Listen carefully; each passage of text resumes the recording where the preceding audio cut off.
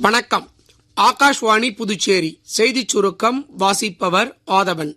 புதுடில்லியில் உள்ள இந்திய வேளாண் ஆராய்ச்சி கவுன்சில் நிறுவனமான ICAR-இன் 63வது பட்டமளிப்பு விழா நேற்று தொடங்கியது. விழாவில் MSc மற்றும் MTech முதுகலை பட்டதாரிகளின் விளக்க காட்சிகளும் இடம்பெற்றிருந்தன.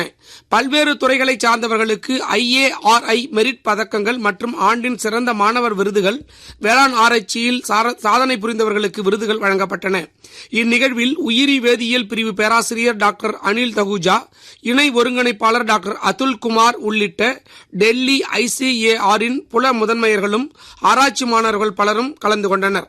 கன்னியாகுமரியில் 100 கோடி ரூபாயில் விண்வெளி அருங்காட்சியகம் மற்றும் விண்வெளி மையம் அமைக்க மத்திய அரசு அனுமதி அளித்துள்ள நிலையில் அடுத்த 2 ஆண்டுகளில் அது செயல்பாட்டிற்கு வரும் என்று இஸ்ரோ தலைவர் திரு நாராயணன் சென்னையில் நடந்த நிகழ்ச்சியில் பங்கேற்ற பின் செய்தியாளர்களிடம் தெரிவித்தார்.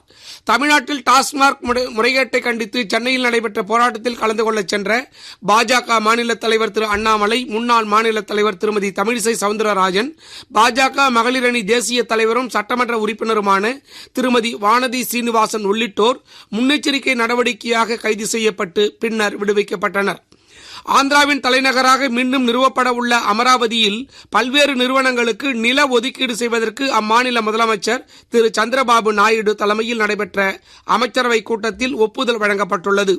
மேலும் நெசவாளர்களுக்கு இலவச மின்சாரம் வழங்கவும் அமராவதியில் சட்டப்பேரவை, உயர்நீதிமன்றம், தலைமைச் செயலகம் மற்றும் பல்வேறு துறைகளின் தலைமை அலுவலகங்களை கட்டுவதற்கான ஒப்பந்த புள்ளிகளை கோரவும் ஆந்திர மாநில அமைச்சரவை ஒப்புதல் அளித்துள்ளதாக செய்திகள் தெரிவிக்கின்றன.